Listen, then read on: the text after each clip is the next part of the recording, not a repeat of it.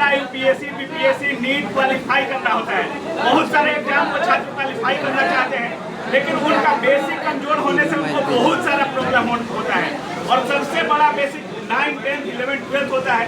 अगर आपका 9, 10, 11, 12 अगर मजबूत है तो कितना भी कठिन से कठिन परीक्षा हो, यूपीएससी हो, बीपीएससी हो, नीट हो, जेई हो, मतलब देश का कोई भी परीक्षा ऐसा नहीं है जिसको आप क्रैक नहीं कर सकते हैं। बशर्ते आपका बेसिक बहुत मजबूत होना चाहिए। और उसी बेसिक को मजबूत करने के लिए अभी जहानाबाद में हम हैं, और जहानाबाद के टारगेट बोर्ड वाले प्रिंस सर हमारे साथ हैं। हमेशा से बहुत अच्छा कार्य करते रहे हैं ऑनलाइन में। अभी ऑफलाइन आज पहला हमको लगता है कि ऑफलाइन शुरुआत हुआ है। बिल्कुल सर, जहानाबाद से शुरुआत की। सबसे पहले सर आपका स्वागत है और ऑफलाइन आने के लिए बहुत बहुत धन्यवाद। सबसे पहले तो सर आपको भी बहुत बहुत धन्यवाद कि आप अपने कीमती समय से समय निकाल करके यहाँ पर आए कि चलो भाई जहानाबाद में भी एक नया चीज खुला है, उसको कम से कम देखेंगे और यहाँ के बच्चों के लिए जो हम कुछ अलग करने का प्रयास किए हैं उस चीज को यहाँ के बच्चे देखेंगे। तो सबसे पहले हम सभी दर्शकों का अभिनंदन करते हैं और सभी दर्शकों का धन्यवाद देते हैं कि आप हमें सुन रहे हैं और इतने बच्चों का प्यार है, तो सभी बच्चों को भी धन्यवाद देते हैं। सर हम गाना सुने थे जहानाबाद के बारे में, हाँ, मर्डर होता हो जहानाबाद मोड़वा पे। है कि जहानाबाद में सिर्फ गाना और वो सब नहीं, शिक्षा की एक अलग ही क्रांति आप जगा रहे हैं। सर आप एक को गाना सुने, गाँव सुन लीजिए। गाना गाँव है ना कि तो जिला जहानाबाद है, बर्बाद ये सब तो गाने में ही अच्छा लगता है, लेकिन ऐसा बात नहीं है कि यहाँ पर बच्चे आदमी को बर्बाद करते हैं, नहीं, पढ़ाई को बर्बाद कर देते हैं, समझ गए ना। और पढ़ाई को इस कदर तोड़ देते हैं और खास करके पढ़ाई में इतना बच्चे यहाँ के जो थे एवरेज, मतलब हम कह सकते हैं शुरुआत में हम आकर के चर्चा किए कि यहाँ से बच्चे ना टॉपर नहीं निकल पाए अभी तक, और हम लोग 2023-2024 में लगातार कई जिलों से टॉपर निकाले और हम खुद जहानाबाद के रहने वाले हैं। तो हमारा ये इच्छा था कि बाकी सब जगह से टॉपर तो निकल रहा है, अब अपने जिलों में हम टॉपर नहीं दे पा रहे हैं, तो हमारा इच्छा था कि 2025 में कम से कम जहानाबाद से टॉपर निकालेंगे, ठीक है ना। और इच्छा रहेगा कि ज्यादा भी निकले, लेकिन कम से कम हम इतना बच्चों से वादा कर दिए।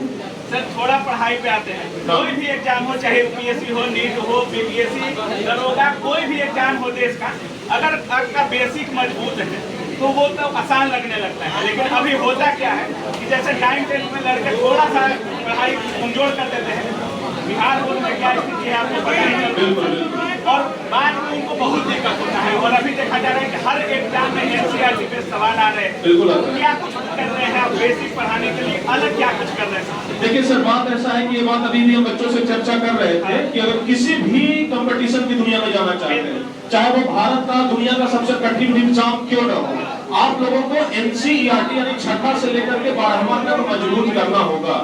अगर छठा से 12वां अगर आपका मजबूत नहीं है तो अब ये मान लीजिए कि कभी आपको नौकरी नहीं लगेगा। तो अगर आप लोगों को नौकरी चाहिए, क्योंकि सब लोग सर पढ़ रहे हैं, क्यों नौकरी के लिए नहीं पढ़ रहे हैं, सिर्फ पास होने के लिए तो नहीं पढ़ रहे हैं। 10th में पास हो जाने से, 12th में पास हो जाने से क्या सब लोग का जीवन समझ जाएगा? बहुत सारे 10th 12th पढ़ के बीए पढ़कर कैसे लोग जो कंपनी में 8,000 10,000 में खट रहे हैं, समझ गए ना, बीए किए हुए हैं भाई, डिग्री लिए हुए हैं, समझ गए ना, और वो लोग कंपनी में 8,000 10,000 में खट रहे हैं। तो हमारा लक्ष्य है कि बच्चों को सिर्फ पास होने से मतलब न रखा जाए। अगर हम पढ़ा रहे हैं तो उसका जीवन में कुछ ना कुछ लक्ष्य हो, और अगर हम पढ़ा रहे हैं तो बच्चे को फायदा हो आगे चलकर के कंपटीशन में। यहाँ के सभी टीचर्स या फिर अभी तक बच्चे जो करते आए हैं वो क्या करते आए हैं, कैसे करके 10वां में पास कर जाना है, फर्स्ट डिवीजन ले आना है, थर्ड डिवीजन ले आना है, सेकंड डिवीजन ले आना है। पूरे गांव में लड्डू पड़ जाता है कि बच्चों का बड़ा फर्स्ट डिवीजन लाया, लेकिन लड्डू तब बढ़ना चाहिए जब बच्चों को सरकारी नौकरी लग जाए, या फिर बच्चे किसी मल्टीनेशनल कंपनी, प्राइवेट ही करे लेकिन मल्टीनेशनल कंपनी में चले जाए। आजकल की महंगाई के दौर में 8,000 10,000 में क्या होता है, 8,000 10,000 में कुछ होगा? तो अगर आप पढ़ करके 8-10 हजार की नौकरी करिएगा तो क्या होने वाला है? कुछ नहीं होने वाला है। सर एक चीज और है, जैसे बिहार बोर्ड में भी हम ऑब्जेक्टिव क्वेश्चन ज्यादा पूछ रहे हैं 50-50, और जिस तरह से देखा जा रहा है अगर जो लोग ऑब्जेक्टिव पर ज्यादा फोकस करते हैं कुछ लोग तो तुक्का मार के पास हो जाता है। बिल्कुल। लेकिन अगर आपको बढ़िया पढ़ाई करना है तो आपको मानक पुस्तकों को फॉलो करना जरूरी है, बहुत सारा डीपली स्टडी बहुत जरूरी है। उनके लिए क्या करना है? देखिए सर, तुक्का मारने वाली जहाँ तक बात है ना, बच्चे एक आध एग्जाम में तुक्का मार के पास कर सकते हैं। तुक्का मार के कोई बच्चा ये कहते कि आज तक कोई नौकरी लिया है? कोई बच्चा तुक्का मार के नौकरी लिया है? कोई टॉपर तुक्का मार के टॉपर बन गया है? कोई नहीं बना है। तो तुक्का मारना सर अल्प समय के लिए फायदेमंद हो सकता है, लेकिन लॉन्ग टर्म के लिए नहीं।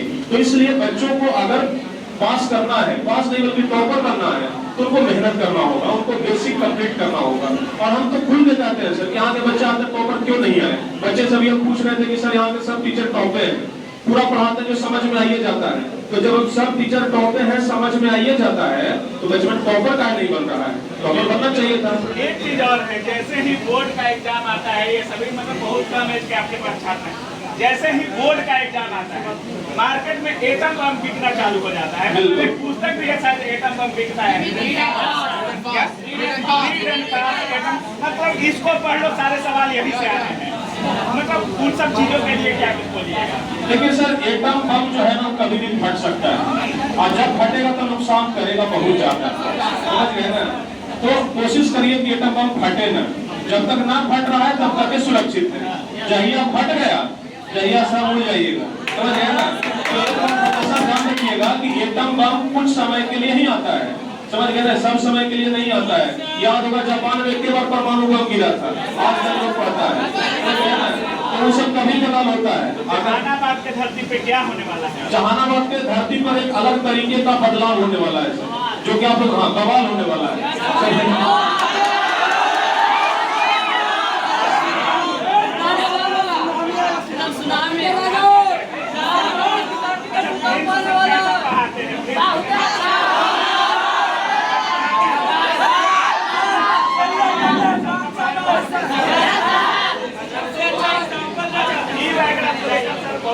बहुत सारे लोग हो जाएंगे कि अगर सब है तो भगा देते हैं आप लोग, से समस्या पता चलता है कि नहीं,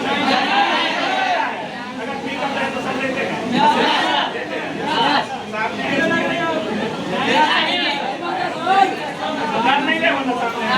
सर बात ऐसा है ना कि हम भी इतना कम रखे हैं कि कभी भी बच्चे ये नहीं कहेंगे कि सर इतना ज्यादा फी हम दे ही नहीं पाएंगे, समझ गए ना। आप सोचिए कि ये science, social science, Hindi, Sanskrit, English में 6 सब्जेक्ट का मंथली फी है 80 रुपया।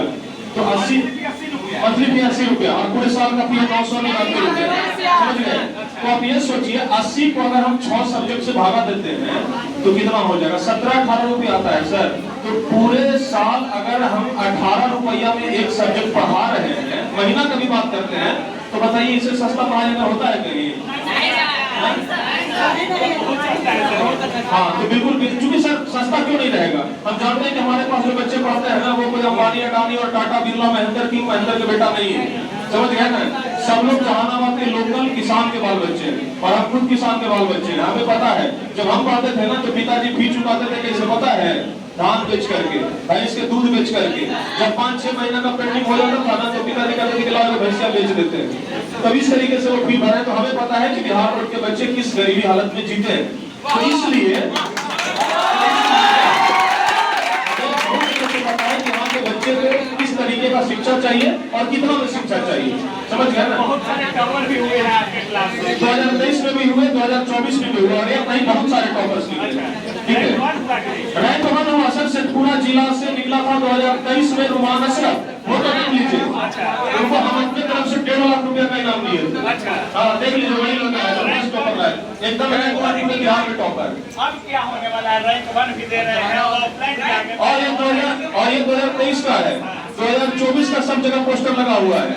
रैंक 3, समझ गए ना। टॉपर से सिर्फ 2 नंबर पीछे, 2 नंबर का कोई ज्यादा मात्र नहीं होता है। अगर थोड़ा सा मुझसे मिल जाता तो 2 नंबर आ जाता है। तो लगातार हम लोग से टॉपर देते आ रहे हैं और ये हम लोग पूरे कोशिश में है। अच्छा ये बताइए, आप न्यूज वाले हैं, आप कभी चाहेंगे कि हमारा न्यूज चैनल जो है वो डाउन हो जाए? कभी नहीं चाहेंगे, हमेशा चाहेंगे कि ऊपर की ओर जाए। तो अगर हमारे संस्थान से बच्चे टॉपर बन रहे हैं तो हम कभी ये नहीं चाहेंगे कि इस साल टॉपर न बने। हम चाहेंगे कि इस साल अगर 2 टॉपर बना है तो अगला साल 4 बने, समझ गए ना, उसके अगला साल 6 बने। यहाँ पढ़ने वाले बच्चे बहुत समझदार होते हैं, पढ़ने के लिए बहुत ज्यादा प्रेरित होते हैं, लेकिन खास करके रूरल एरिया में जैसे जहानाबाद हो गया या बिहार के अन्य जिलों में जहाँ स्थानीय लोग पढ़ते हैं उनको पढ़ाना बहुत, पढ़ने वाले बच्चों में क्रेज है यहाँ पर। अगर स्थानीय लोगों को पढ़ने में मुश्किल होता है ना सर, तो इस कहीं ना कहीं स्थानीय टीचर का गलती है, क्योंकि हमारे पास जो बच्चे बैठ रहे हैं माइग्रेट करते हैं, कोई पटना, कोई दिल्ली, कोई इलाहाबाद, लेकिन अपने क्षेत्र के टीचरों पर विश्वास नहीं कर पाते हैं छात्र। क्या वो विश्वास आप दे पा रहे हैं? अगर सर अपने क्षेत्र के टीचर पर बच्चे विश्वास नहीं कर रहे हैं और आज तक बच्चे हमसे कभी मिले हैं जी?